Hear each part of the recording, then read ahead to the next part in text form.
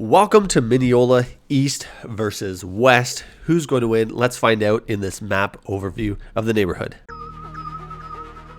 Taking a look at the map here, you can see Mineola takes up a big chunk of South Mississauga. So it's south of the QEW and it goes all the way from Credit River over to Cawthra Road. Why did I mention East versus West? Well, there's sort of this unwritten rule and it depends on who you talk to, which side is better. So we're talking west side of here, Ontario, or the east side of here, Ontario, and you're going to get mixed reviews.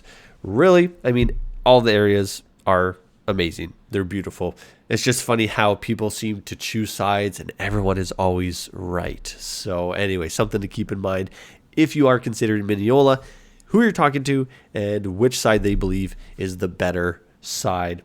So let's go ahead and dive in a little bit on what Mineola has to offer. So one of the most prestigious areas of Mississauga, you're especially right along State Bank here across the Credit River.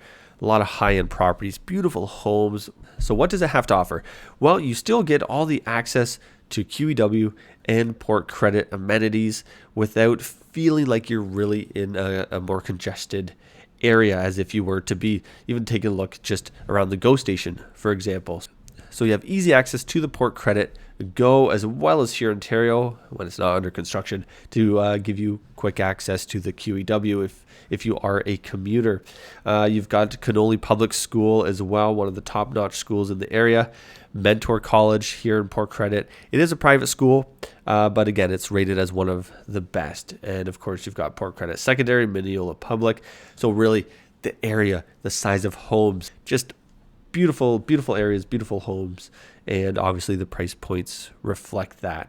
So really on the east side of Mineola, similar to the west, just massive properties, greenery, huge homes, huge lots. We're talking $4, $5, $6 million properties you'll find in amongst these trees. They're still the original, cottage style, I like to call it, but they're not as frequent anymore as they've been demolished and being rebuilt, but they're definitely still there, especially along the train track. You'll find a lot of those original homes where the inner area is where a lot of these larger homes have been built or at least refurbished and brought up to a more modern style. Spruce Park, and again, you're going right along the train track. Some people, I have mixed reviews if their kids are going to Mentor, whether they want to be north or south of the train track. So if they want to be south of the train track, they probably want to be south of Lakeshore as well into this area, which the closer you get to water, the more expensive generally the homes will be, of course.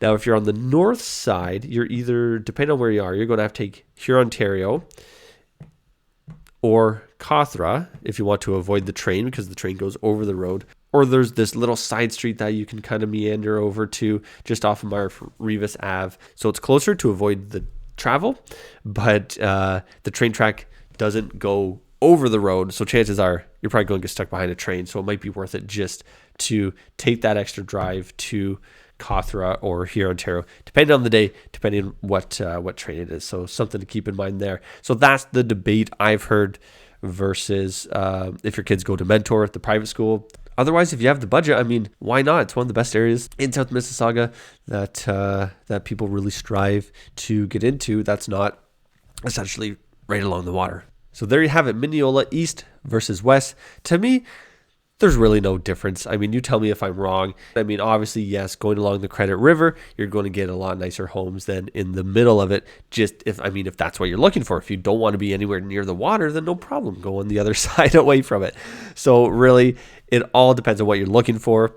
If you lived on one side or the other or know someone who has, would love to hear your feedback on what you think is the better side. Mineola East or Mineola West. Thanks so much for watching. Leave a comment. Don't forget to like and subscribe and share this video with anyone who might be interested.